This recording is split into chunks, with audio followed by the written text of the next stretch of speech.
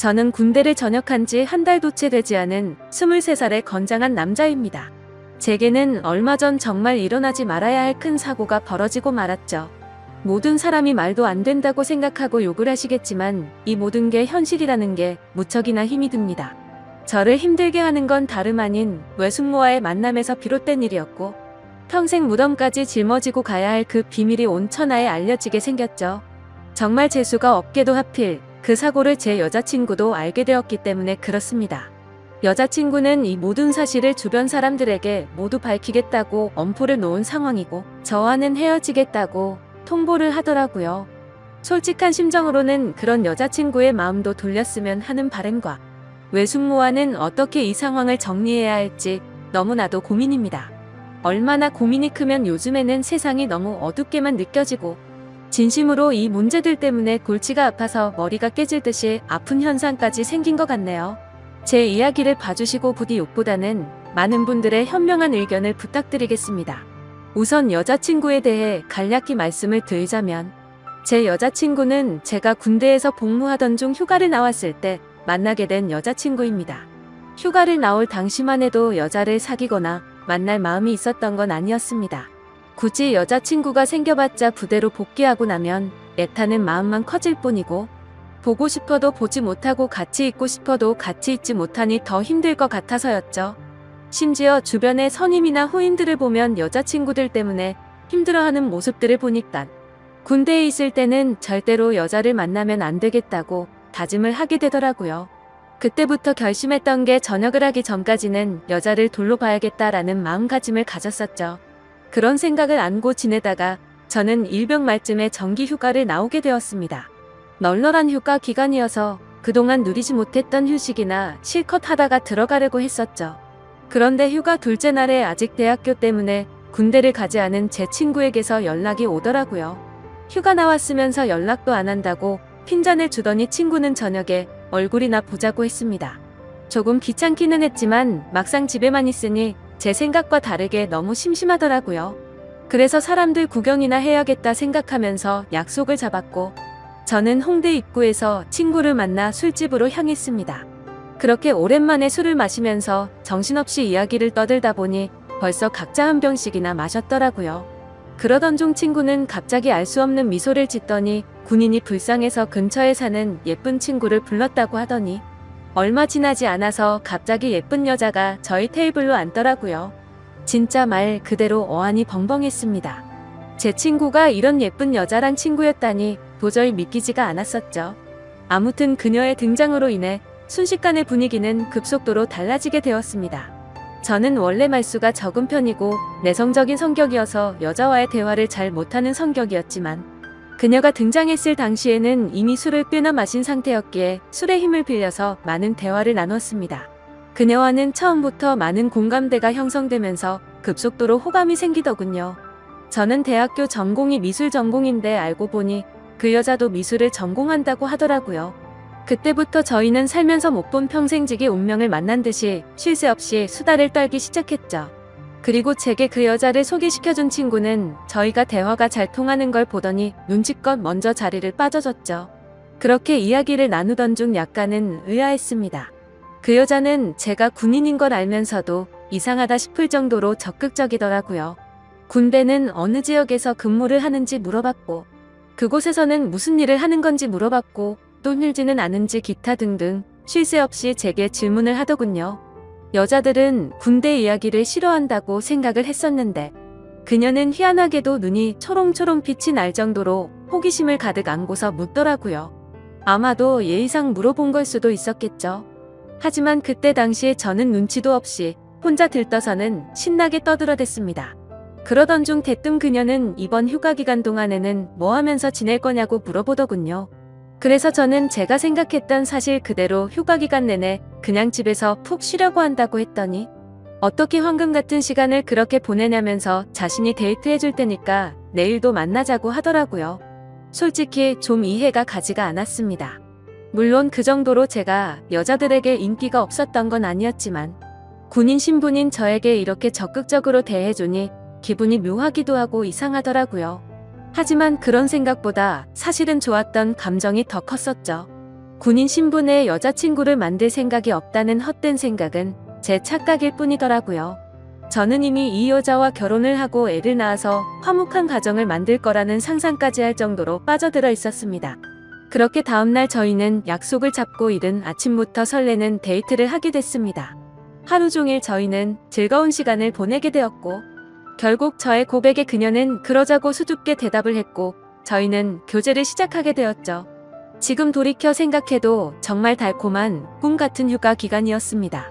휴가 기간 내내 저희는 내일 세상이 멸망이라도 할 것처럼 매일같이 붙어 지내면서 귀한 시간을 보냈던 것 같네요.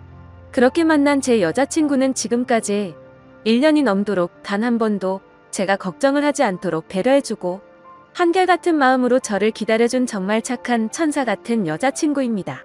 여자친구와 애틋하게 연락을 주고받다가 결국 저는 전역을 하게 되었고, 전역한 지 며칠이 지난 날 제 여자친구에게 말했습니다. 사실 나 군대에서 꿈꾸던 게 있는데 전국을 다니면서 여행을 해보고 싶다고 말을 했죠. 그동안 그리지 못했던 그림도 실컷 그리고 싶다고 했고, 여자친구에게 여행을 같이 갈 생각이 없냐고 물어보니 여자친구는 일이 너무 바빠서 며칠씩이나 일을 빠질 수가 없는 상황이라 너무 아쉬워하더라고요. 아쉬움 가득한 얼굴을 하고서는 저 혼자 여행을 재밌게 다녀오라고 했죠. 그래서 저는 어쩔 수 없구나 생각을 했고 혼자서 여행을 다녀오려고 계획을 짜기 시작했습니다. 가능하면 친구들이 있거나 친척들이 있는 곳 위주로 여행지를 계획하게 되더군요. 전역한 지 얼마 되지 않았기에 최소한의 경비로 여행을 다녀오는 게 목표였기 때문이었죠. 아무튼 그렇게 고민 끝에 정하게 된 첫 여행지를 정한 곳은 전라남도 여수였습니다. 그쪽 지역에는 제가 어릴 때부터 잘 따르던 외삼촌이 살고 계셨고, 군대를 전역하면 언제든지 놀러오라고 신신당부를 했기에 가장 먼저 생각이 나더라고요. 삼촌은 외가댁에서 늦둥이로 태어나서 저와는 나이차도 많이 나지 않았고, 방학기간이나 이럴 때 오랜 시간 동안 같이 놀면서 지내던 시간이 많다 보니까 많이 친했었죠. 그래서 그런지 다른 사람들조차 삼촌 조카 사이보다는 형 동생으로 보는 사람들이 더 많더군요. 아무튼 여행지를 최종적으로 결정하고서 어릴 때부터 친했던 삼촌에게 여수로 여행을 간다고 이야기를 하고서 며칠 뒤 곧장 여수로 향했습니다. 도착을 하자마자 너무 기분이 들뜨기 시작하더군요. 군대에서 그토록 꿈꾸던 여행을 왔다는 기분에 너무 행복해졌기 때문이죠. 설레는 마음을 진정시키고 삼촌에게 전화를 걸었습니다. 삼촌은 지금 회사에 나와 있는 상황이라 집에는 외숙모만 계신다고 먼저 들어가 있으라며 주소를 보내주더군요. 하지만 저는 외숙모만 있는 삼촌 집에 혼자 가기에는 약간은 부담스럽고 뻘쭘하더라고요. 왜냐하면 외숙모는 제가 군대에 있을 때 삼촌과 결혼을 했기 때문에 저는 한 번도 본 적이 없었기 때문이었죠. 그래서 최대한 천천히 들어가려고 미리 알아둔 여수 여행지를 먼저 둘러보게 되었고, 한참을 구경하다가 노을이 서서히 저물 때쯤 삼촌도 퇴근하고 들어왔겠지라는 생각으로 삼촌네로 향했습니다. 하지만 그렇게 오랫동안 구경을 하다가 갔는데도 불구하고 삼촌은 아직 집에 들어오지 않았고, 처음으로 보는 외숙모가 활짝 웃으면서 저를 반갑게 맞이해 주셨습니다. 얼굴을 보는 순간 솔직히 제 또래라고 해도 될 만큼 동안의 외모에다가 엄청난 미모를 가지셨더라고요.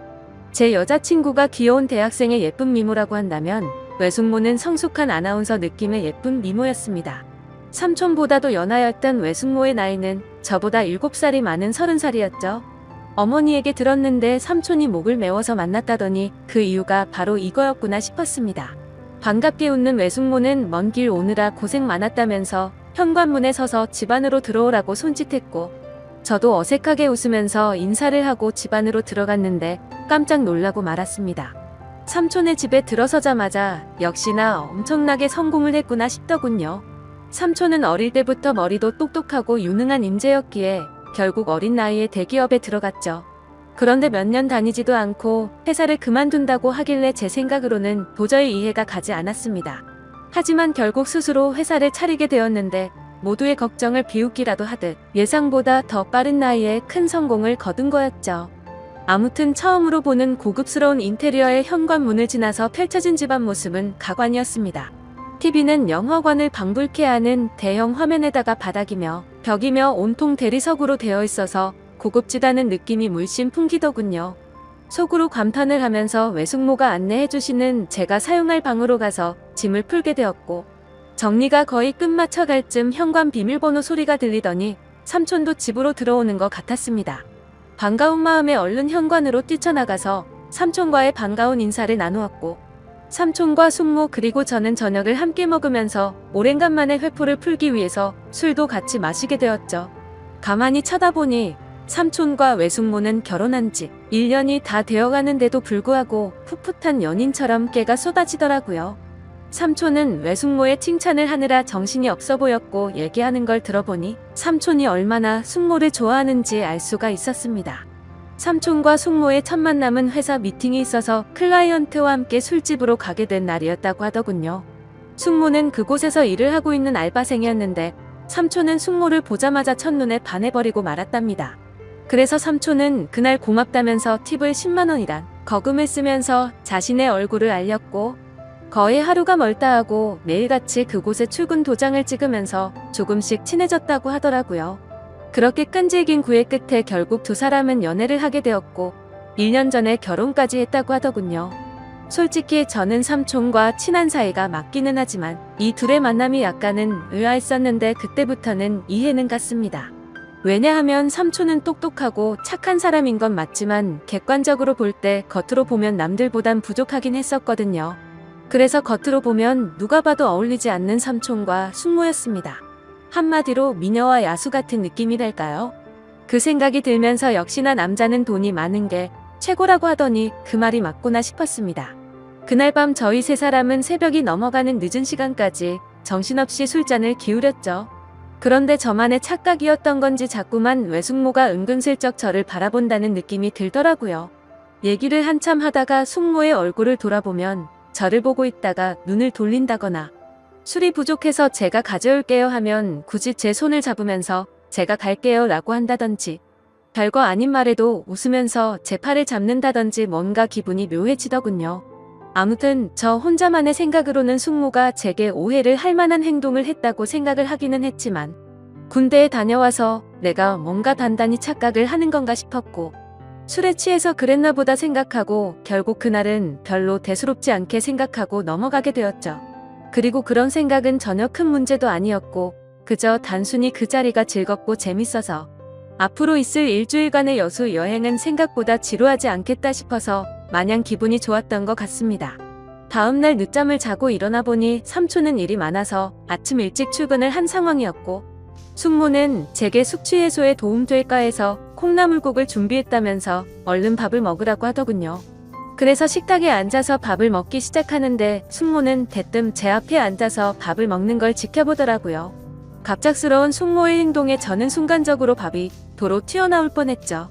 저는 숙모에게 숙모는 식사하셨냐고 물어보자 본인은 이미 아까 전에 먹었다면서 아무렇지 않다는 듯이 계속해서 저를 쳐다보고 있더라고요. 그 상황이 너무 당황스러웠고 밥이 코로 들어가는지 입으로 들어가는지 모르겠더군요. 그렇다고 숙모가 무한하게 밥 먹는데 쳐다보지 말라고 하기도 어려운 상황이었죠. 그저 삼촌과 같이 있을 때도 혼자 밥 먹게 하는 스타일은 아닌가 보다 하고 말았습니다. 그렇게 밥을 먹고 있는데 숙모는 제 여행 스케줄을 물어보더군요. 그래서 계획했던 대로 얘기를 해줬더니 너무 재밌을 것 같다고 하더니 본인이 자처해서 관광하는 걸 도와주시겠다고 하더라고요. 솔직히 어색해서 괜찮을까 생각을 하긴 했지만 그 제안이 그리 나쁘지는 않았습니다. 그림을 그리기 위해서 이것저것 들고 다니면서 대중교통을 이용하면 분명히 많이 불편했을 텐데 숙모가 운전을 해주신다고 하니 그 차를 이용해서 다니면 훨씬 편할 거라고 생각이 들더군요.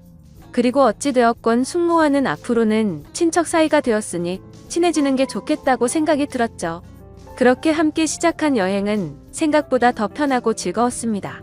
처음에는 많이 낯설기도 했지만 숙모의 성격이 사람을 편하게 해주는 성격이라 그런지 금세 마음이 편해지더군요. 그리고 매일같이 밥도 같이 먹고 드라이브도 하다 보니 생각보다 금방 친해지는 기분이 들었죠. 심지어 제 여행의 목적이기도 했던 그림을 정신을 놓고 한참 그리고 있으면 조용히 제 옆으로 다가와서는 너무 분위기가 있다면서 그림도 어떻게 이렇게 예쁘게 잘 그리냐며 입이 마르도록 칭찬을 해주더라고요. 예쁜 미소로 웃으면서 그런 말을 하니까 내심 기분도 좋았었고, 예쁘고 젊은 숙모랑 둘이서 다니다 보니 마치 데이트를 하고 있다는 착각까지 들었죠. 아무튼 그렇게 즐겁고 재밌는 하루하루를 보내다 보니 일주일 여행 기간 중에 순식간에 4일이라는 시간이 지나갔습니다. 그런데 그날 밤 삼촌은 해외 쪽에서 큰 문제가 생겨서 직접 급히 해외로 출장을 가셔야 한다고 했습니다. 그래서 저도 숙모와 둘이서 있기에는 좀 그러니까 마침 저도 친구들이 연락 와서 조금 급하게 올라가야 한다고 말을 했죠. 그런데 그 말을 하자마자 제가 제정신이 아니었던 건지 속으로는 왠지 모르게 아쉽다는 생각이 많이 들었고 괜히 급하게 올라간다고 했다는 생각에 후회스러운 마음도 조금은 들더라고요.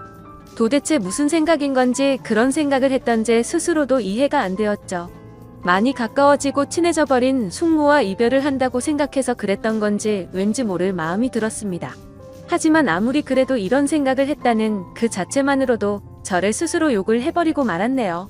다음날 아침 삼촌은 예정대로 새벽부터 급히 해외로 출장을 떠나게 되었고 저는 여행의 마지막 술자리로 어제 마신 술 때문에 피곤해서 잠을 더 자고 있었습니다. 그런데 술에 취해서 정신없이 방에 들어와서 자느라 방문이 열려있는 것도 모른 채 자고 있었던 거죠. 정신이 없던 저는 평소 습관처럼 민소매에 반바지를 입고서 자고 있었습니다. 근데 잠결에 잘못 본 건지 외숙모가 제 방 앞에서 알짱거리는 듯한 뭔가 인기척이 느껴지더라고요. 뭔가 쳐다보고 있는 게 느껴지는데 갑자기 잠에서 깨기에는 조금 창피해서 눈을 감고 가만히 있었습니다. 근데 기분이 참 묘하더군요. 숙모라는 사람이 저를 몰래 쳐다보고 있는 느낌이라는 게 말이죠. 그래서 조금은 잠에서 깨어서 살짝 실눈을 떠서 봤는데 숙모의 그 눈빛을 잊을 수가 없었습니다. 한참을 몰래 보더니 자리를 비우게 됐고 저도 어느 정도 시간이 지난 뒤 늦은 점심시간쯤 일어났죠. 저는 샤워를 하고 나와서 다시 집으로 가기 위해서 짐을 정리하고 있는데 숙모가 부르더라고요. 제가 갑자기 서둘러서 떠나게 돼서 아쉽다면서 여행지로 꼭 추천해주고 싶었던 곳이 있는데 늦기 전에 그곳도 구경하고 밖에서 식사나 하고 저녁에 가는 게 어떻겠냐고 제게 물어보더군요.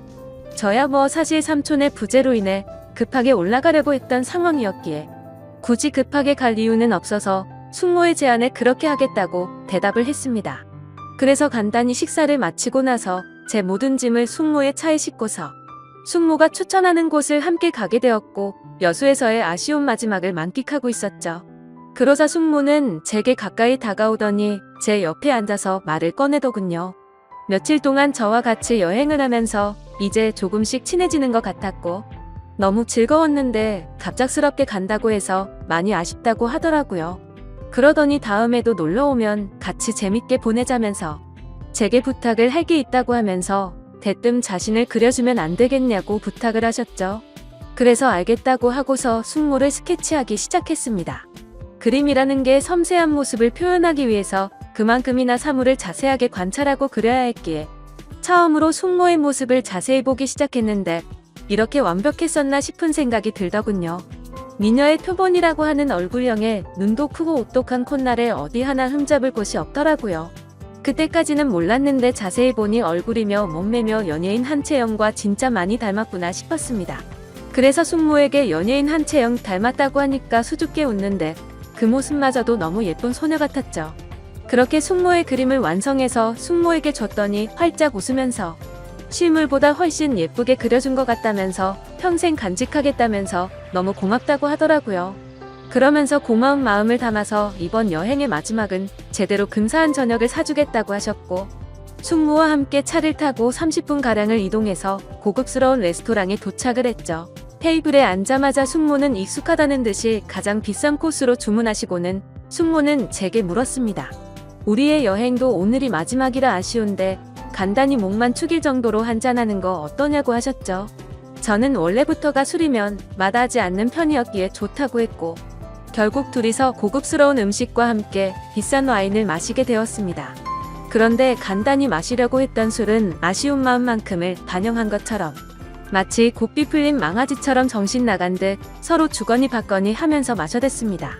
숙모는 집에 가려면 몇 시간은 걸릴 텐데 술에 취해서 괜찮겠냐고 물어봤고 저는 남자가 겨우 그런 거를 왜 신경 쓰겠냐며 전혀 걱정 말라고 했죠. 그렇게 저와 외숙모는 술이 점점 취해버렸고 마치 오래된 이성간의 친구라도 된 것처럼 말도 안 되는 얘기들을 하기 시작했습니다. 제게는 여자친구가 잘해주냐며 어떠냐고 물어봤고 저는 삼촌이 어떤지를 물어보게 되더군요.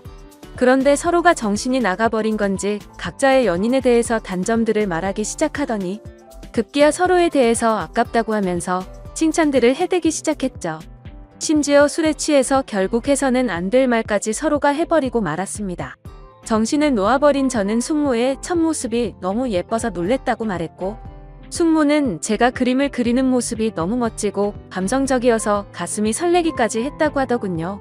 그리고 결국에는 기어코 술에 못 이겨서 난감한 상황이 되었죠. 술을 계속해서 마시다 보니 갑자기 숙모는 엄청 취해서 몸을 제대로 가누지조차 못하더라고요. 저는 미리 예약해둔 마지막 차 시간도 다 되어가기도 하고 술도 너무 취해가서 얼른 대리기사를 불러서 숙모를 모셔다 드려야겠다 생각했습니다. 그렇게 대리기사님이 도착했고 저와 숙모는 뒷자리에 같이 앉아서 집으로 향했습니다. 근데 숙모는 술에 취해서 제게 기대서 잠드는데 그때부터는 정말 심장이 엄청 두근대더라고요. 술에 취해서 잠들어 있긴 했지만 혹시라도 제 심장 소리가 들릴까봐 마음이 조마조마했죠. 하지만 다행스럽게도 별다른 일 없이 집 앞까지 무사히 도착을 했고 예약 시간에 늦을 것 같아서 마음이 조급해지기 시작했습니다. 비틀거리는 숙모를 부축해서 집 안까지 데려다 주는데 집 현관문을 여는 순간 숙모는 늦었는데 제게 오늘 가지 말고 내일 가면 안 되겠냐고 하더라고요. 그렇게 숙모의 눈을 쳐다보니 눈물이 맺혀서는 금방 울음이 터져버릴 것 같아 보이더군요. 그 모습을 보고 있는데 술이 많이 취해서 그런 건 아니라고 생각이 들었습니다. 이미 며칠 동안 시그널을 주고받았기에 누가 먼저라고 할 것도 없이 서로에게 빠져버리고 말았던 거죠. 결국 숙모의 제안을 또다시 수락하게 되었고 그날 이후 저는 짐을 다시 다 풀고서 여수에서 여행을 더 하기로 마음을 먹었습니다. 저는 가족들과 여자친구 모두에게 대구에 있는 군대 친구들과 며칠 더 있다가 간다고 말을 했고 여수에서 삼촌이 출장해서 돌아오는 날까지 더 머무르게 되었습니다. 그 기간 동안 저와 숙모는 마치 딴 세상에라도 온 듯이 다른 문제들에 대한 생각들은 다 지운 채로 재밌는 여행을 보내게 되었죠. 지금 생각하면 어떻게 그럴 수 있었나 싶고 정말 후회만이 가득합니다. 만약 숙모가 아닌 다른 여성에게 마음을 빼앗긴 거라면 이렇게까지 머리가 깨져버릴 것 같이 힘이 들지는 않았을 것 같네요. 그런데 지금에서야 그 일들이 얼마나 정신나간 감정들이었는지 제정신이 돌아왔습니다. 어릴 때부터 저를 친동생처럼 좋게 봐주고 항상 착하게만 대해주던 삼촌의 아내에게 이따위 말도 안 되는 감정을 가졌다는 것도 그렇고 군대에서 있는 그 오랜 시간 동안 저를 이해해주고 배려해줬던 착한 여자친구에게도 죽을 죄를 진 거죠. 아무튼 숙모와는 그렇게 연인처럼 지내다가 저는 집으로 다시 돌아오게 되었고 한동안은 숙모와 비밀리에 서로 연락을 주고받고 있었습니다. 하지만 여자친구를 볼 때마다 죄책감에 너무 고통스럽더군요. 그래서 그런지 여자친구는 제 모습을 이상하게 여겼는지 의심을 하기 시작했던 것 같습니다. 혹시 여행 가서 무슨 일이 있었는지 물어보면서 왜 평소와 다른 사람이 된 것 같냐며 저를 추궁했죠. 그러자 방귀 낀 사람이 성낸다듯이 저는 아무것도 달라진 거 없는데 왜 그러냐고 오히려 화를 냈습니다. 하지만 평생토록 영원할 수 있는 비밀은 없다는 게 맞는 말이더군요. 결국에는 제 여자친구가 여수에서 있었던 모든 사실을 알게 되었기 때문이죠. 여행을 다녀온 지도 2주 정도의 시간이 순식간에 지나가게 됐고 저는 다시 정신을 차리고 여자친구와 저는 평소와 다를 바 없이 지내고 있었습니다. 그러던 중 저는 잠을 자고 있는데 옆에서 저를 툭툭 치면서 여자친구가 떨리는 목소리로 저를 부르더군요. 무슨 일인가 싶어서 일어나 보니 여자친구가 제 휴대폰을 들고 서서 저를 죽일 듯이 노려보고 있었습니다. 그 순간 가슴이 철렁했죠. 여자친구가 의심을 하던 상황이라 당연히 모든 연락 내용을 다 삭제해둔 상태였었고 숙모의 번호까지 차단해둔 상태였기 때문에 저도 모르게 방심을 했던 거였죠. 무슨 일이냐고 물어보자 지금 네 휴대폰에 이런 문자가 왔는데 도대체 뭐냐고 묻더라고요. 건네받은 휴대폰에 있는 문자 내용을 보니 숙모에게 온 문자였습니다. 저는 다시 일상으로 복귀하고부터 삼촌과 제 여자친구에 대한 죄책감과 감당할 수 없는 더 큰 일이 벌어지면 안 될 것 같아서 연락을 중단하고 번호까지 차단했었죠. 근데 숙모 번호가 아닌 처음 보는 다른 휴대폰 번호로 연락이 왔더군요. 번호를 차단해서 화가 단단히 났던 숙모는 너 지금 내 번호 차단했냐고 와 있었고 이제 와서 어떻게 이런 식으로 내 연락을 무시하냐면서 나는 네 삼촌한테 자신의 감정에 대해서 다 말할 거고 이혼하려고 한다. 그러니 너도 진지하게 생각해보고 나와 함께 할 건지 정해라 뭐 이런 식의 내용이 왔더라고요. 저는 그 문자 메시지를 읽는데 너무 당황스러운 나머지 식은땀이 나면서 아무 말 없이 가만히 있었습니다. 사실상 침묵으로 있는 행동 자체가 모든 사실을 인정한 셈이었죠. 여자친구는 욕을 하면서 어떻게 이딴 막장 같은 일이 있을 수가 있냐면서 울고불고 소리를 질렀습니다. 하지만 제가 인간적으로 무슨 말을 할 수가 있겠습니까? 저는 서로가 호감이 가서 감정만 주고받았지 아무 일도 없었다고 말을 했지만 헛소리 하지 말라면서 화를 내던 여자친구는 내가 이 사실 모두에게 다 퍼뜨릴 거라면서 뛰쳐나갔습니다. 그런 모습을 보는데 제가 한 정신 나간 짓이 있었기에 차마 말릴 수가 없었죠. 그 일이 벌어진 지도 벌써 일주일이 지났습니다. 저는 여자친구에게 계속해서 전화를 했고 장문의 문자로 평생 쓸 문자를 다 해봤을 만큼 문자를 보내봤지만 단 한 차례의 답장도 없었습니다. 정말 착한 여자친구에게 이딴 짓을 했으니 저는 벌을 받아도 마땅합니다. 당연히 이런 말도 안 되는 상황을 벌인 저는 욕을 먹고 매를 맞아도 충분하죠. 하지만 다른 건 다 괜찮아도 제 여자친구를 잃는 건 죽을 만큼 힘이 듭니다. 그때 여행을 가서 생긴 숙모에 대한 감정은衝動적이었던 것 같고 후회스러운 마음만 가득 드네요. 그래도 착한 여자친구가 고민 중인 건지 아직 모든 사실을 제 주변 사람에게 밝히진 않았네요. 저는 어떻게 해야 할지 너무 걱정투성입니다. 숙모는 하루가 멀다 하고 계속해서 연락이 오고 있는 상황인데 자신의 감정을 주변에 있는 모든 사람들에게 사실대로 밝힐까봐 진정하라고 설득하는 중이네요. 여기저기에서 사건이 터지니 정말 막막합니다. 차라리 진짜 이게 다 꿈이었으면 좋겠고 할 수만 있다면 시간을 되돌리고 싶습니다. 이런 경우에 저는 도대체 어떻게 하는 게 가장 최선의 방법일까요? 너무 힘이 들고 당황한 나머지 글이 뒤죽박죽 엉망진창일 텐데 제 이야기를 끝까지 들어주셔서 감사드립니다. 안녕하세요. 저는 경기도에서 거주하고 있는 32살 남자이고 제겐 결혼한 지 3년이 된 아내가 있습니다.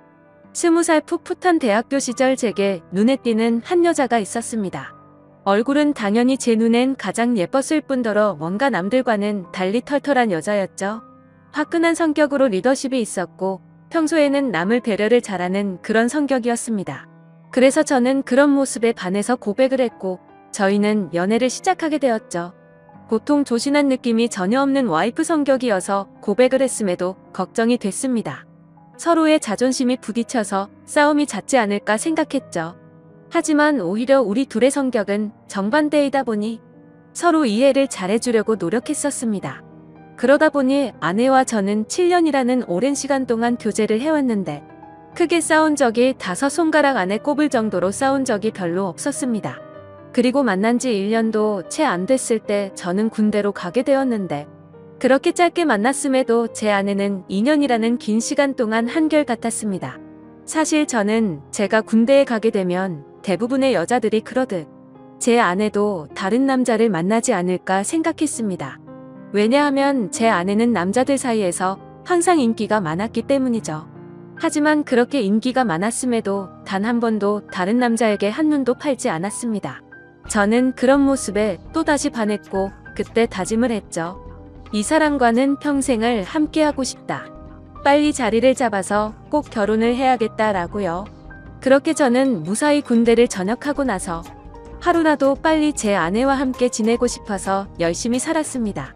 그래서 대학교를 다니면서도 항상 전액 장학금을 받고서 졸업을 했고 안정된 직장에 취직한 뒤에 제 아내와 백년가약을 맺었습니다. 평생을 함께하고 싶었던 제 아내와 결혼을 하고 3년 동안은 누구보다도 행복하고 재미있는 결혼 생활을 이어갔습니다. 근데 갑자기 청천벽력 같은 비보가 전해졌습니다. 장인어른께서 교통사고로 인해 갑자기 세상을 떠나게 되셨다고 연락이 왔습니다. 정말 말로 할 수 없을 만큼 충격적이었죠. 항상 인꼬부부 같았던 장인어른과 장모님은 저에게 존경의 대상이셨습니다. 장인어른은 건망증이 심한 장모님이 세상을 떠날 때까지 평생 책임지실 거란 말씀을 입에 달고 사셨죠. 건강하게 살아야 한다며 등산도 꾸준히 하시고 식단 관리까지 할 정도로 자기 관리가 철저하셨습니다. 그리고 장인어른은 제게도 아들처럼 대해주셨어요. 삶에 대한 얘기도 해주시고 부부간의 생활을 어떻게 해야 하는지 많은 조언을 해주셨죠. 그런데 그런 훌륭하신 분이 뺑소니를 당해서 세상을 떠나다니 정말 너무 많이 슬펐습니다. 그렇게 장인어른을 떠나보낸 저희 부부는 얘기를 나누었습니다. 외동딸인 제 아내는 장모님께서 혼자 계시는 게 걱정된다고 하였고, 마음이 추스러질 때까지 저희와 같이 지내는 게 어떻겠냐고 물어봤습니다. 저는 평상시에 저를 아들처럼 잘 챙겨주신 장모님이셨기에 흔쾌히 그러자고 했습니다. 그렇게 장모님과 저희는 함께 지내게 되었습니다. 장모님은 제게 항상 고맙다며 맛있는 음식들을 만들어 주셨습니다. 평소 잠이 많은 아내 때문에 아침을 못 먹고 출근을 했었지만 장모님 덕분에 아침을 거르는 일이 없어지게 되었죠. 장모님은 하루 종일 일을 하려면 아침밥이 가장 중요하다고 강조하셨습니다. 그렇게 현명하시고 사위를 아들처럼 잘 대해주시던 장모님이셨는데 또다시 저희 부부에게는 참담한 일이 생겼습니다. 평온하게 잘 지내고 있던 저희에게 들려온 충격적인 소식은 장모님의 건망증이 점점 심해지면서부터입니다. 어느 날 제게 파출소에서 연락이 왔습니다. 그 댁의 장모님께서 지금 길을 잃어버리셔서 파출소에 와 계시다고요. 아내에게 전화했는데 받지 않아서 제게 전화를 걸었다고 하더라고요. 저는 깜짝 놀래서 그 길로 회사에서 조퇴를 하고 파출소로 달려갔죠. 자초지종을 들어보니 장모님은 마트에 장을 보러 가셨고 집으로 돌아오려고 하는데 갑자기 길이 생각이 나지 않았다고 하셨습니다.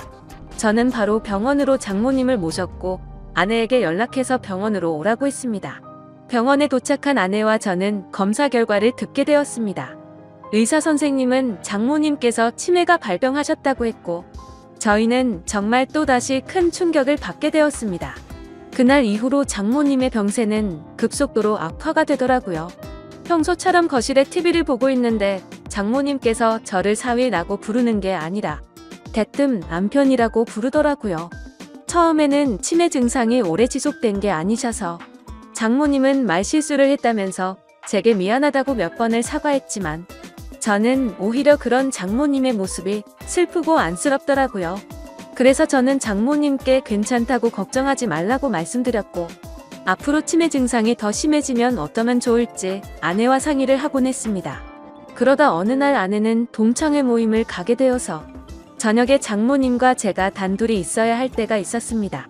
그렇게 장모님과 사이좋게 소파에 앉아서 TV를 보고 있는데 갑자기 치매 증상이 찾아왔던 장모님은 저에게 또다시 여보라고 부르더라고요. 그러더니 갑자기 제게 뽀뽀를 하려고 하더라고요.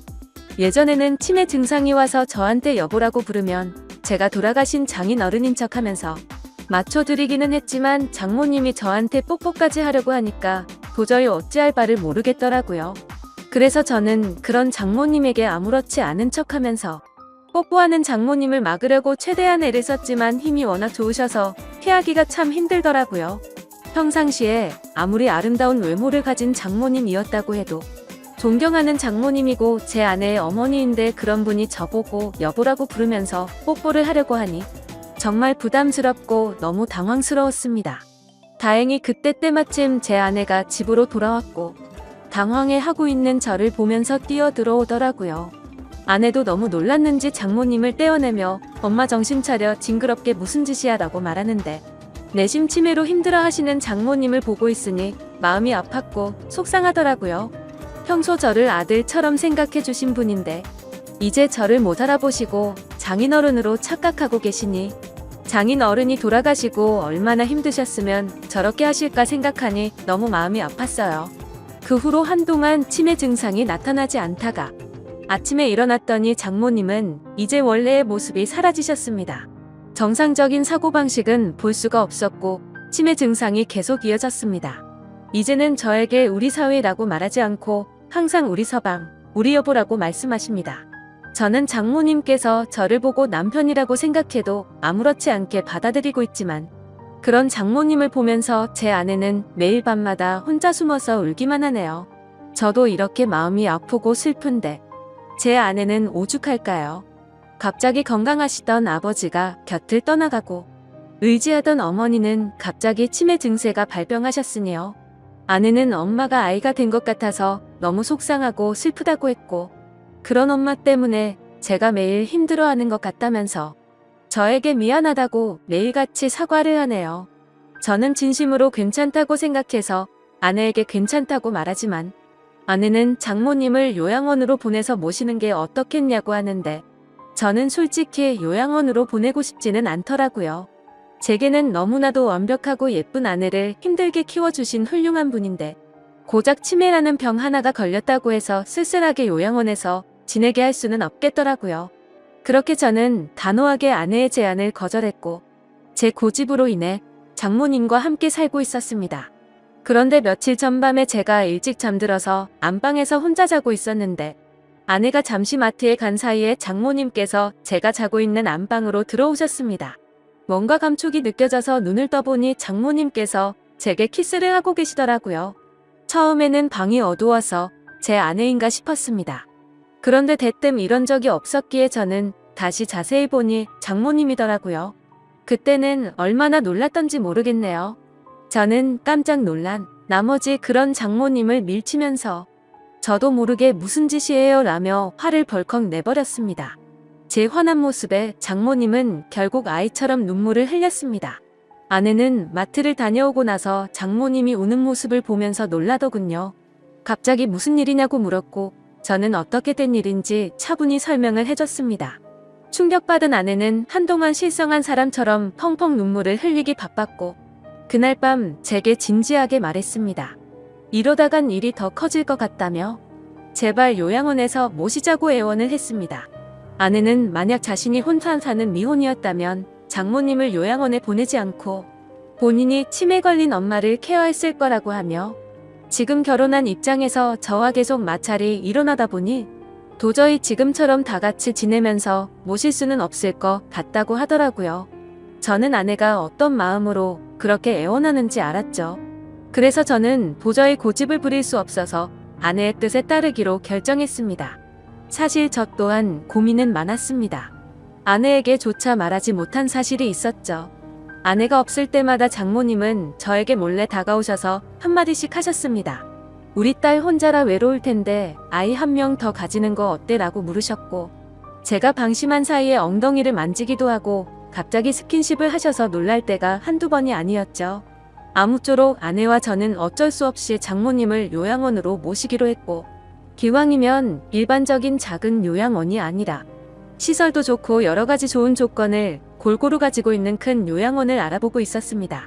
장모님이 건망증이 심할 때부터 미리 들어놓은 보험이 몇 개가 있기도 했었고 아내와 제가 어느 정도 경제적인 능력이 있었기에 좋은 요양원에서 모시는 것 정도는 크게 부담이 되진 않았습니다.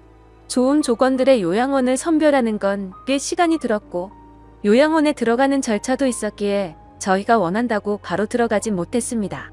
그래서 준비를 마칠 때까지 며칠 정도는 장모님과 저희는 같이 지냈습니다. 이 사실을 아무것도 모르고 천진난만하게 지내는 장모님을 보고 있자니 저는 계속해서 마음이 쓰고 안타까웠습니다. 하지만 장모님과 아내를 위해서라도 요양원으로 들어가서 지내시는 게 맞다고 생각을 했습니다. 그렇게 지내다 요양원에 들어가기 하루 전날 또다시 대형 사고가 터져서 아내가 쓰러질 뻔한 사건이 일어났습니다. 제 아내가 있는데도 불구하고 장모님은 원피스 잠옷을 입고 거실로 나오셨고 갑자기 저에게 오늘 자신과 함께 자면 안 되겠냐고 요구하는데 저는 너무 놀래서 당황해서 어쩔 줄 몰라 하고 있었습니다. 아내는 그러지 말라고 하는데 밀쳐버리고 저에게 달려들었습니다. 그러더니 지난번처럼 키스를 하려고 했고 당황한 저는 또다시 장모님을 밀치면서 화를 내고야 말았습니다. 이번에는 화를 내도 장모님이 울지도 않고 억지로 키스를 하려고 고집을 부리시는데 역시나 힘이 좋으셔서 뿌리치기는 게 정말 힘들더군요. 결국 아내까지 달려들어서 장모님을 어렵게 떼어낼 수 있었고 장모님은 말리는 아내를 보고 도대체 내가 뭔데 우리 사이를 갈라놓냐고 고래고래 소리쳤습니다. 질투가 나서 그러냐며 욕을 해대면서 아내의 뺨까지 때리시더라고요. 순식간에 벌어진 일이고 태어나서 처음 겪어보다 보니 너무 무섭더라고요.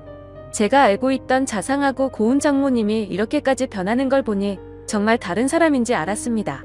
아내도 마찬가지로 엄청 당황해하면서 울면서 가만히 서 있는데 저는 그런 아내를 데리고 안방으로 피신을 시켰습니다. 그렇게 사고가 크게 한바탕 벌어지고 난 뒤 장모님을 진정시키느라 몸도 마음도 정말 힘들더라고요. 다음날 저는 아침 일찍 일어나서 장모님을 요양원으로 모셨습니다. 그런데 장모님은 눈치를 채셨는지 갑자기 우시면서 자신을 두고 가지 말라고 하는데, 그런 모습을 보고 돌아서는데 정말 마음이 찢어지듯이 아팠습니다. 지금도 일주일에 한두 번은 장모님 보고 싶어서 찾아뵙는데 아직도 저를 보고 남편이라고 부르며 왜 자신을 두고 갔냐는 식으로 말하더군요. 면회를 가고 집에 가려고 하면 제발 나 좀 데리고 가달라고 울고불고 난리가 납니다. 그런 모습을 보면서 아내도 저도 찾아뵐 때마다 마음이 너무 아프고 찢어지지만 아내가 저보다 더하면 더했지 덜하진 않을 것 같습니다. 어제도 찾아뵀지만 아내는 도저히 적응이 안 되는지 그런 장모님을 볼 때마다 울기 바쁘네요. 장인어른이 돌아가신 지 마음이 추스러지지도 않았는데 얼마 지나지도 않아서 장모님이 바로 치매가 걸리셔서 아내 입장에서는 심적으로 정말 많이 지쳐있을 것 같습니다. 이러한 사정을 잘 알고 계신 제 어머니도 어떻게 이런 일이 벌어질 수 있냐며 연락을 드릴 때마다 제 아내를 잘 위로해주라고 항상 말씀하시네요. 참 맞는 말 같습니다. 어떻게 이런 안 좋은 일들이 한순간에 벌어질 수 있을까요? 저도 마음이 이런데 제 아내는 외동딸이라 같이 슬퍼할 형제 자매도 없어서 안쓰럽습니다. 생전에 장인어른과 장모님은 항상 금술이 좋기로 유명했다고 합니다. 동네에서 모르는 사람들이 하나도 없었고 부부의 금술이 너무 좋으면 아이가 잘 안 생긴다는 미신에 걸린 듯 장인어른 장모님은 결혼한 지 거의 6년 만에 정말 어렵게 제 아내를 가졌었다고 합니다. 심지어 지금은 아내가 튼튼하고 건강해서 아무렇지 않아 보이지만 태어났을 당시에는 건강이 좋지 않아서 엄청 걱정을 많이 했다고 하더라고요. 그렇게 어렵게 건강을 회복시키느라 고생을 하셨고 애지중지 키운 소중한 딸이었기에 평소에 제 아내와 장모님은 너무나도 사이가 각별했습니다. 그렇게 인생에서 가장 소중한 어머니가 치매에 걸리게 되니 딸의 입장인 아내는 당연히 힘들 수밖에 없다고 생각이 듭니다. 제게 직접적으로 말로 표현하진 않지만 옆에서 지켜보고 있으면 웃음도 사라졌고 넋이 나간 사람처럼 멍하니 있을 때가 많아졌습니다. 저는 사위일 뿐인데도 이 글을 적으면서 장인어른 생각과 장모님의 생각에 눈물이 나네요. 정말 누구보다 정정하셨었고 항상 웃음 넘치고 화목하기만 했던 부부셨는데 이런 현실이 일어났다는 게 믿어지지가 않습니다. 아무쪼록 장모님께서 아무리 난감하고 감당하기 힘든 일로 저를 당황스럽게 하셨지만 저를 아들로 생각해 주시고 잘해주신 모습들이 제 어머니 같았습니다. 그래서 앞으로도 자주 장모님을 찾아 뵐 생각이고 제 친어머니를 모시듯 잘 보살펴 드리려고 합니다. 그리고 제 아내를 예쁘고 멋진 사람으로 키워주신 은혜에도 정말 감사드리고 있고요. 왜 착하고 고우셨던 우리 장모님에게 이런 일이 찾아오는지 가끔은 가슴이 미어 터지네요. 치매는 유전도 심하고 어린 나이에도 올 수 있다고 하니 제 아내에게는 결코 그런 일이 없도록 옆에서 든든히 지켜주려고 합니다. 두뇌 회전에 좋은 일들도 계속해서 많이 할 거고 앞으로 건강한 삶을 살기 위해 노력하려고요. 그리고 제게 좋은 말씀을 많이 남겨주신 장인어른의 마음도 본받아서 제 아내와 장모님을 지켜줄 겁니다.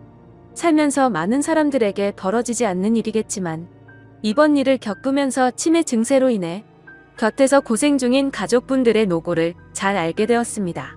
세상 모든 사람들이 치매로 인해 이런 아픔을 겪지 않았으면 좋겠네요. 안녕하세요. 저는 평생 동안 대구에서 지내고 있고 올해 27살이 된 평범한 여자입니다. 사실 이렇게 사연을 적기까지 수많은 고민을 했었습니다. 왜냐하면 다른 커뮤니티나 이런 곳들은 장난스러운 댓글들이나 진지하지 않은 댓글들 투성이더라고요. 그리고 나이도 저보다 어린 분들 뿐인 것 같아서 사연 같은 걸 적어서 제보한다는 건 생각조차 못 해봤습니다.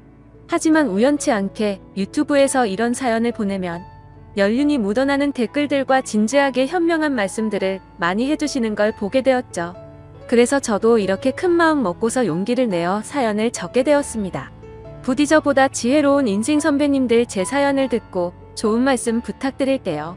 제가 겪고 있는 고민과 사연에 대해서 간략하게 말씀드리면 저는 형부와 서로 간의 사랑을 확인하고서 결혼을 하려고 준비 중에 있습니다. 하지만 다들 예상하다시피 가족들의 반대는 당연한 거고 아마도 가족의 연을 끊게 될 것 같아서 조금은 겁이 나네요. 그러면 결혼 안 하면 되지 않냐라고 생각하겠지만 제 나름대로는 다 이유가 있었습니다. 하지만 이 감정들이 결코 한순간 불쑥 찾아온 감정에서 비롯된 불장난은 절대로 아니라고 말씀드리고 싶네요. 우선 저와 형부의 첫 만남부터 거슬러 올라가서 이야기를 해보도록 하겠습니다. 지금으로부터 3년 전에 저는 다니던 회사가 있었습니다. 하지만 사장님의 노골적인 표현 방식도 마음에 들지 않았을 뿐더러 월급도 제대로 넣어주지 않는 불량한 회사였었죠. 그래도 일자리가 없는 주변 사람들의 고충을 듣고 지내던 터라 기왕이면 참자는 마음으로 계속 다녔습니다. 하지만 월급이 밀리더라도 항상 넣어줬었는데 언제부터인가 한 달, 두 달이 지나더니 제가 재촉을 할 때면 조금씩 돈을 입금해줬고 결과적으로 매달치를 받지 못하게 되었죠. 도저히 이건 아니다 싶어서 고용노동부에 회사를 신고해버리고 저는 이직을 준비하고 있었고 그렇게 집에서 쉬면서 한 달 동안 이력서만 넣다가 어렵게 면접이 잡히게 되었습니다. 그리고 그날 제 형부가 된 사장님을 처음으로 만나게 되었던 거죠. 회사에 들어서자 전에 다니던 곳과 분위기가 완전히 다르더군요. 밝아 보이는 직원들도 좋아 보였고 실내 인테리어도 너무 감성적이어서 이곳에 꼭 다니고 싶다는 생각이 들더라고요. 그렇게 회의실에서 사장님과 저 단둘이서 면접을 보게 되었습니다. 이력서에 대한 질문 몇 가지를 하고 회사 업무에 관련된 이런저런 얘기를 하다 보니 무려 1시간이라는 긴 시간 동안 면접을 보게 되었네요. 그날 이야기를 통해서 알게 되었던 건 사장님은 저보다 9살이 더 많으셨고 아직 미혼이시라는 걸 알게 되었습니다. 그렇게 소소한 사적인 이야기도 주고받다 보니 바로 출근하라고 할 것 같았는데 며칠 뒤에 연락을 준다고 하시더군요.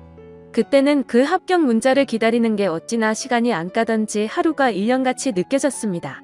정확히 3일째가 되는 날 회사로부터 합격 문자를 받았고 너무 좋았었던 기억이 나네요. 그렇게 회사에서 정해준 날짜에 맞게 정식으로 첫 출근을 하게 되었고 예상했듯이 예전 회사와는 비교조차 안 될 만큼 모든 게 너무 좋았습니다. 회사 분위기며 사람들도 그렇고 제가 맡게 된 업무까지 모든 게 말이죠.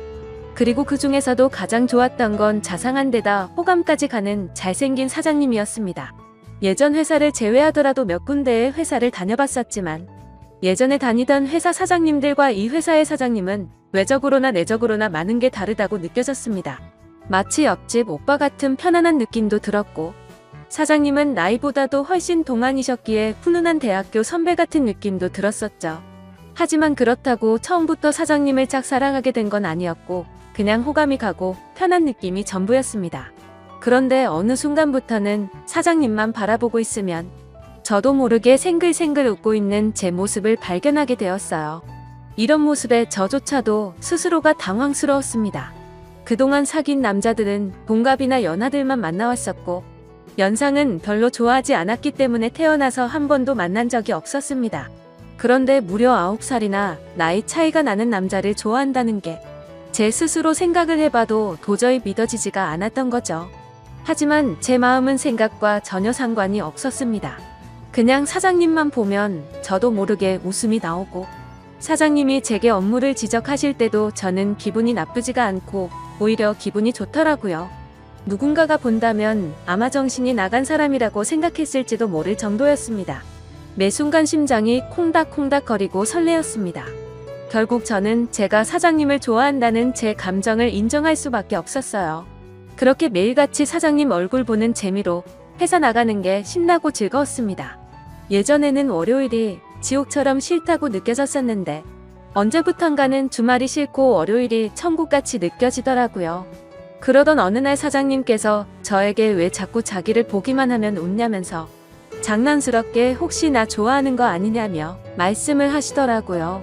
저는 무심코 던진 장난에 깜짝 놀랐습니다. 혹시나 제 마음이 들킬까 봐서 무심한 척하면서 제가 언제 그랬냐며 아니라고 했습니다. 그러면 사장님 얼굴 보면서 울 수는 없잖아요 라고 말하면서 장난스럽게 받아쳤지만 그때 당시에 제 속마음은 사장님께서 내가 좋아하는 걸 눈치채신 건가 어쩌지 하면서 하루 종일 초조해했었어요. 그렇게 저는 마치 학창시절로 돌아간 듯이 쑥스러운 짝사랑에 빠져서 지내고 있었습니다. 그러다 발렌타인데이가 찾아왔습니다. 직접 만들어서 주고 싶은 마음이 굴뚝 같았지만 왠지 그렇게 과하게 준비하고 선물을 한다면 제 마음이 들통날 것 같더라고요. 어쩔 수 없이 저렴한 초콜릿을 사장님께 선물했죠. 예상대로 사장님은 고맙다는 말 외에는 별다른 반응이 없으셨습니다. 참 웃긴 게 저 또한 별로 기대를 하지 않았지만 내심 서운하긴 하더라고요. 그래서 그날은 서운한 마음에 일찍 집에 들어가고 싶지가 않았고 오랜만에 친구들과의 약속을 잡았습니다. 퇴근 후 친구를 만나서 술을 한잔하고 있는데 친구들 중 한 명이 최근에 유명한 점집을 다녀왔다고 하더라고요. 최근에 그 친구도 남자친구와 다툼이 잦고 결혼을 해야 하나 말아야 하나 고민 중이었답니다. 그래서 너무 답답한 마음에 지인 추천으로 그 점집을 갔는데 남자친구와 결혼을 하면 평생 힘들 거라면서 여자가 주변에 너무 많다고 했다네요. 그런데 친구의 남자친구는 여자에 대한 관심이 전혀 없다고 생각했었기에 여자 문제는 평소에 생각한 적도 없고 제대로 맞춘다더니 헛돈 썼구나 싶었답니다. 그런데 그 말을 들은 이후부터 안 보이던 모습들이 보이기 시작했던 거죠. 평소에 관심이 없었던 건지 남자친구가 휴대폰을 약간씩 숨기는 것 같아 보였고 없던 비밀번호도 생겨서 추궁해봤더니 바람을 피우고 있었다고 하더라고요. 결국 친구는 그 유명한 점집을 다녀온 덕분에 오래 만나왔던 남자친구와는 결국 이별을 했다고 하더군요. 그 이야기를 듣고 있는데 너무 소름이 끼쳐서 저도 가봐야겠다 생각했습니다. 사실 저는 점 보는 걸 즐기는 편도 아니고 잘 믿지도 않았지만 친구가 직접 경험한 이야기를 듣고 보니 도저히 믿지 않을 수가 없겠더라고요. 사장님에 대한 제 사랑이 어떻게 될지 고민도 많고 답답한 마음이 컸었기에 친구에게 말해서 그 유명한 점집의 주소와 연락처를 받게 되었습니다. 저는 쇳불도 당김에 빼라고 했다고 다음날 점을 보러 가기로 마음을 먹었죠. 그래서 별 생각 없이 직원들과 대화 중에 점을 보러 간다고 말했는데 갑자기 사장님께서 자기 거도 봐달라고 하면서 사장님의 생년월 일시를 알려주시더라고요. 그러면서 갑자기 저와 사장님의 궁합도 봐달라고 하시더군요. 순간 제가 잘못 들은 건가 싶었고 깜짝 놀래서 가슴이 두근대서 죽는 줄 알았습니다. 그래서 사장님 보고 저랑 궁합을 보고 싶으시다고요? 라고 재차 물어봤더니 너랑 나랑 같이 일할 때 궁합이 잘 맞는지 한번 보고 와봐라고 말하시더라고요. 그 말에 약간 허탈한 마음도 들었고 아니나 다를까 그냥 늘 그렇듯 제게 장난을 치시는 것 같았습니다. 그렇게 그날 퇴근을 하고서 친구가 알려준 점집으로 갔죠. 일단 제 사주에 대해서 이야기를 듣고 있는데 친구가 이야기를 해줬던 것보다 더 소름이 끼칠 정도로 저에 대해서 잘 맞추더라고요. 그리고 나서 차분히 마음을 가라앉히고 사장님의 사주를 봐달라고 했고 기다리고 기다리던 저와의 연애 궁합을 물어봤는데 정말 정확하게 천생연분 찰떡궁합이라고 말씀하시며 저희 둘은 남녀관계로 만났으면 절대 헤어지지 않을 사주라고 하더라고요. 내심 걱정 반 기대 반이었는데 유명한 분이 그렇게 말해주니 기분이 너무 좋았고 동네 방네 소문을 내고 싶은 기분이었죠. 하지만 다음날 회사로 가서 사장님께 천생연분 찰떡궁합이라고 말하려고 하니 너무 부끄러웠습니다. 그래서 그냥 일적으로 궁합이 아주 잘 맞는다고 얼버무리면서 전해드렸네요. 그렇게 며칠 뒤 화이트데이에 사장님으로부터 카톡이 왔습니다. 뭐지 싶어서 봤더니 제게 고급스러운 사탕 기프티콘을 카카오톡으로 보내셨더라고요. 보는 순간 정말 정신 나간 사람처럼 좋아서 아주 그냥 혼자 숨어서 웃고 난리도 아니었죠. 사장님은 직접 사서 주려고 했는데 요즘 일이 바빠서 시간이 없었다면서 기프티콘으로 보내준 거 맛있게 챙겨 먹으라고 하시더라고요. 저는 그날 완전 기쁘고 행복했었습니다. 그래서 사장님도 저와 같은 마음이지 않을까를 생각했고 모든 게 조심스러웠던 저는 너무 오버하는 게 아닌가 생각이 들면서 기대가 크면 실망도 크다길래 조금 더 여유를 가지고 때를 기다리자고 생각했습니다. 그렇게 사탕을 받은 지 일주일 정도가 지난 날이었습니다. 회식을 하면서 술에 취한 사장님이 저에게 직원이 아니라 여동생 같다고 말씀을 하시더라고요. 저는 그 말을 듣고 도대체 저 말이 무슨 뜻일까 혼자서 많은 생각을 했습니다. 그런데 아무리 생각해도 동생 같다는 말은 제가 여자로 안 보인다는 말로 들렸고 기분이 점점 안 좋아졌습니다. 그래서 단도직입적으로 사장님에게 물어봤습니다. 사장님은 혹시 어떤 여자를 좋아하냐고요? 빨리 장가 가셔야 하는 나이 아니냐면서 장난치듯이 물어봤습니다. 그랬더니 하시는 말씀이 본인은 본인 또래의 여자를 만나고 싶다고 하시더라고요. 사실 다른 사람들이 보면 그냥 별 내용도 없고 별 의미도 없는 말인 것 같지만 저한테는 사장님이 하시는 말씀은 모든 말이 큰 의미로 다가왔던 터라 너무나도 상심이 컸었습니다. 원래 저는 좋아하는 사람이 생기면 곧바로 고백하고 숨기지 않는 성격이었습니다. 하지만 고백을 했는데 사장님께서 싫다고 하시면 제가 회사를 그만둬야 하는 것도 있고 사장님을 평생 보지 못한다는 생각에 두렵기도 해서 섣불리 말이나 행동을 할 수가 없었습니다. 그래서 저는 사장님의 마음을 확인하고 싶었고 은근 슬쩍 떠불견 말했습니다. 저희 친언니가 사장님보다 1살 어린데 혹시 만나보실 생각 없으시냐고 물어봤던 거죠. 지금 생각하면 그 정신 나간 말이 어떤 결과를 낳게 될지 모른 채 술에 취해서 헛소리를 해버렸던 것 같네요. 하지만 그때 당시에는 솔직히 저희 언니가 저보다는 외모도 별로였고 저보다도 나이도 훨씬 많았기 때문에 사장님께서 당연히 거절을 하실 줄 알았습니다. 그런데 사장님께서는 사진을 보여달라고 하셨고 사진을 보고 난 뒤에 해맑은 미소를 지으시더니 흔쾌히 좋다고 하시더라고요. 너무 기분 좋게 웃으면서 좋다고 하는 사장님을 보면서 상처가 컸던 떠는 짜증이 났습니다. 그래서 홧김에 진짜로 그 둘의 만남을 주선해주게 되었던 거죠. 저는 솔직히 언니의 모진 성격을 잘 알고 있었기에 둘이 만나게 해줘봤자 절대로 잘 될 리가 없다고 단단히 착각을 했던 겁니다. 그런데 이게 무슨 일인지 며칠 뒤에 그 둘이 정식으로 교제를 하기 시작했다고 제게 말해주더라고요. 그 말을 듣자마자 제 자신이 너무 원망스러웠고 정말 정신 나간 사람처럼 하루 종일 펑펑 울었습니다. 은근슬쩍 떠보려고 했던 일이었고 홧김에 만나주게 해줬을 뿐인데 이런 일이 벌어지는 게 맞는 건가 싶었던 거죠. 제가 평생 동안 경험해보지 못할 만큼 순수하고 애절했던 짝사랑이었기에 이대로 끝내긴 정말 싫었지만 어찌할 수가 없어서 혼자 끙끙 앓고만 있었습니다. 그냥 무작정 매일같이 기도만 했습니다. 제발 그 둘이 헤어지게 해달라고요. 그리고 사장님을 만날 때마다 저는 언니의 단점을 살짝씩 흘리고 했지만 그런 말들은 아무런 의미가 없었습니다. 제가 아무리 기도를 하고 회방을 놓으려고 해봤지만 두 사람의 만남은 더욱 깊어졌고 제 바람과 달리 더 알콩달콩 예쁘게 사랑을 나누더군요. 심지어 만난 지 얼마 되지도 않았는데 너무 급한 거 아닌가 싶을 정도로 결혼을 한다고 말하더니 너무 급속도로 결국에는 결혼식까지 올리게 되었습니다. 설마 했었던 소개팅이 결혼으로까지 이루어지자 현실을 받아들일 수밖에 없었습니다.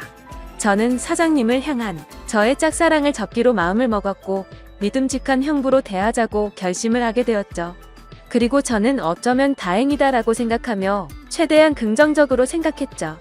짝사랑하던 사장님이 형부가 되면 나와 사랑을 나누는 사이가 될 수는 없겠지만 그래도 가족으로라도 평생 옆에서 볼 수 있겠다는 생각이 들었습니다. 다른 여자랑 결혼했으면 그것마저도 할 수가 없었을 테니까요. 그래서 저는 그것만으로도 만족하기로 했고 진심으로 형부와 언니 두 사람의 행복을 빌어주었습니다. 결혼을 하고 나서 그 둘은 정말 질투가 날 정도로 행복해 보였습니다. 그런데 언제부턴가 깨가 쏟아지던 형부와 언니 부부는 냉기가 돌기 시작했습니다. 그리고 급기야 매일 부부싸움을 할 정도로 갑작스럽게 사이가 악화됐더라고요. 언니와 부부싸움을 할 때면 형부는 매일 혼자서 술집에 가서 술을 마셨고 그때마다 언니를 소개시켜준 저를 불러서는 푸념을 늘어놓고는 했습니다. 형부의 말에 따르면 처음 싸움은 형부가 술을 마시는 문제로 시작되었답니다. 언니는 회사 일을 하다 보면 어쩔 수 없이 생기는 술자리조차도 인정해주지 않았다네요. 형부는 남자가 사업을 하면서 어떻게 술자리를 갖지 않을 수가 있냐고 했고 언니는 술 안 마셔도 사업 승승장구하는 사람들도 넘쳐난다고 말을 했답니다. 그런 이야기를 주고받다 보니 서로의 생각과 성격이 정말 많이 다르구나 라는 걸 알게 되었답니다. 그렇게 한번 시작한 싸움은 걷잡을 수가 없어졌답니다. 언니는 그날 이후로 사소한 거 하나하나 꼬투리를 잡으면서 짜증을 냈고 날이 가면 갈수록 싸움은 커져갔다고 하더군요.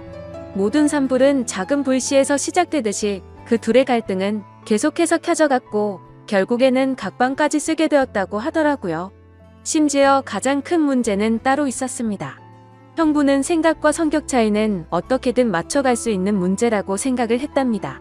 하지만 아기를 갖는 문제에서도 서로의 의견 차이가 커서 갈등이 생겨났다고 하더라고요. 저희 언니는 애 엄마가 되기 싫다면서 아기를 낳는 걸 극도로 싫어했고 형부는 하루라도 젊을 때 건강한 아기를 가져야 한다는 입장이었습니다. 형부에게 듣게 된 이야기지만 형부는 어린 시절에 정말 찢어지게 가난하게 살았다고 했습니다.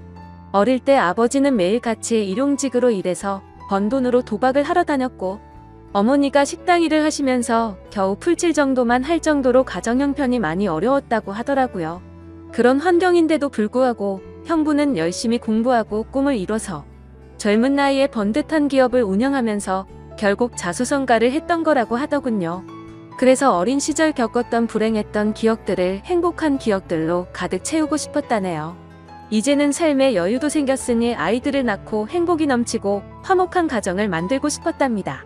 그리고 더 화가 났던 건 분명히 결혼 전에는 아기를 몇 명씩 낳자라고 언니와 이야기를 했었답니다. 그런데 결혼을 하자마자 저희 언니는 태도가 돌변해서 아기는 절대 낳지 않겠다고 선전포고를 했고, 그로 인해 그 둘은 의견 차이를 결코 좁힐 수가 없었고 그날부터 지긋지긋한 싸움이 반복되었다고 하네요. 모든 이야기를 들어본 저는 당연히 형부 편을 들 수밖에 없었습니다. 제가 옆에서 보더라도 형부 사업의 특성상 거래처들과 술자리를 가질 수밖에 없는 구조라는 걸 잘 이해하고 있었고, 언니와 결혼 전에 아기를 낳자고 약속을 해놓고 돌변해버리는 저런 모습이 좋게 보이지가 않았거든요. 솔직히 말해서 제가 형부를 좋아했었기에 편을 드는 게 아니라 저희 언니는 성격적으로 문제가 많이 있었기에 형부의 고충에 대해서 많은 공감이 가더라고요.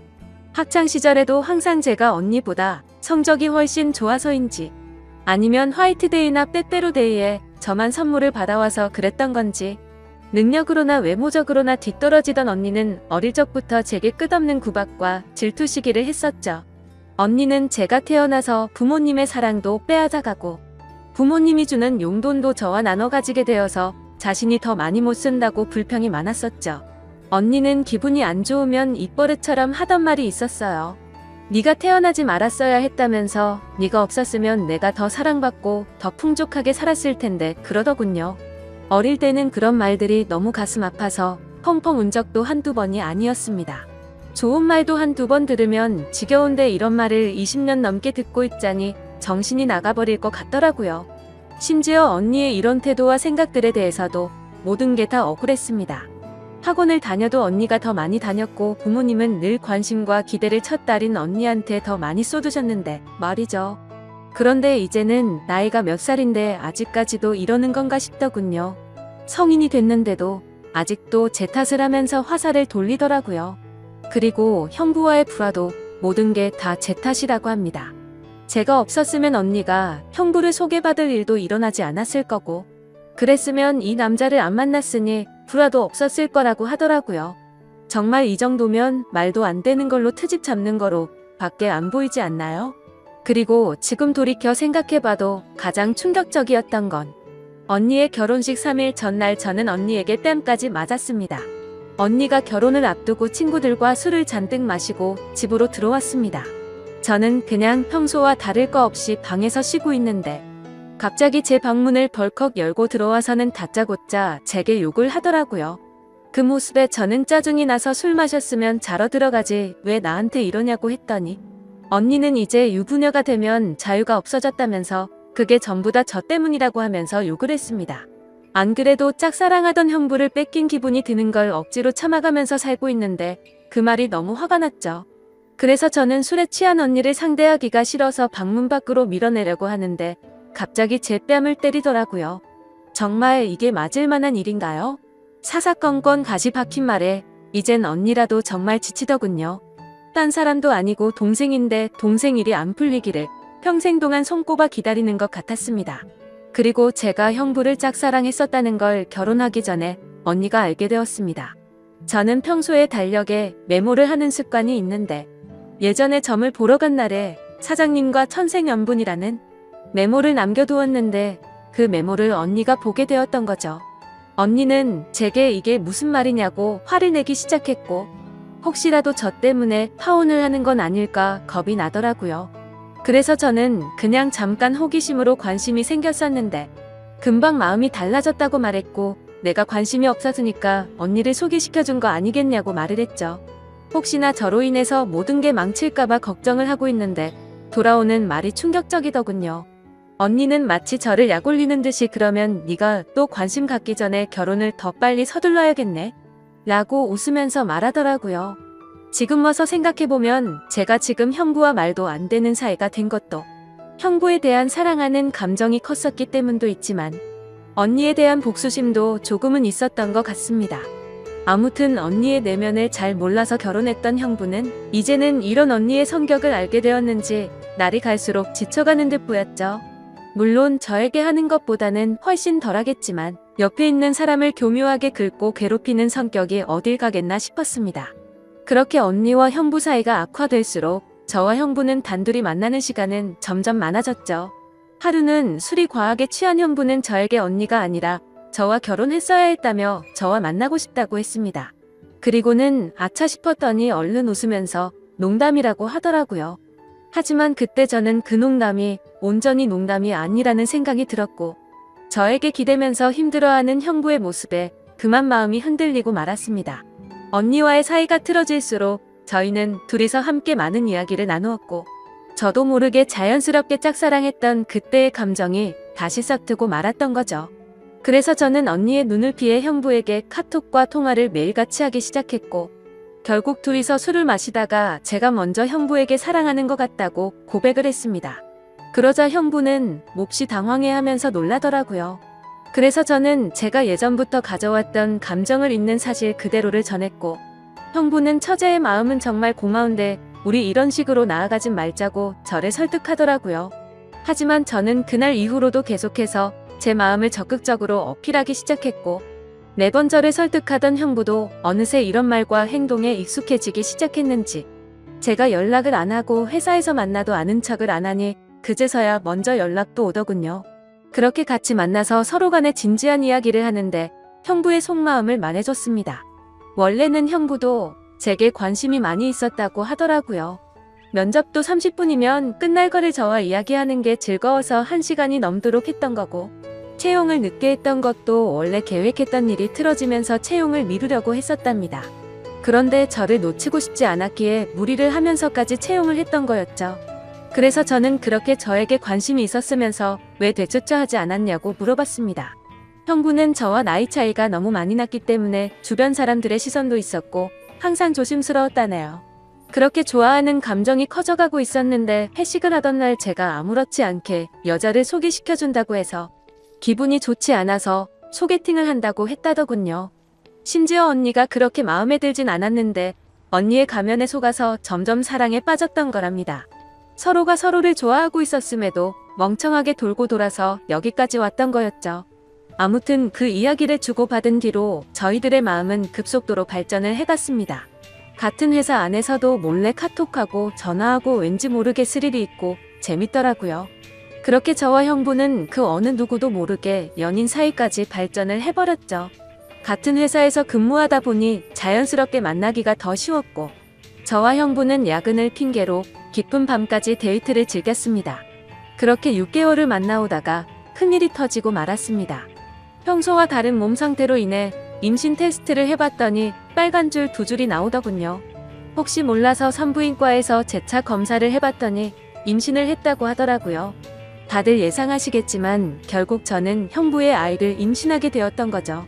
그래서 너무 놀란 나머지 이 사실을 곧장 형부에게 말했습니다.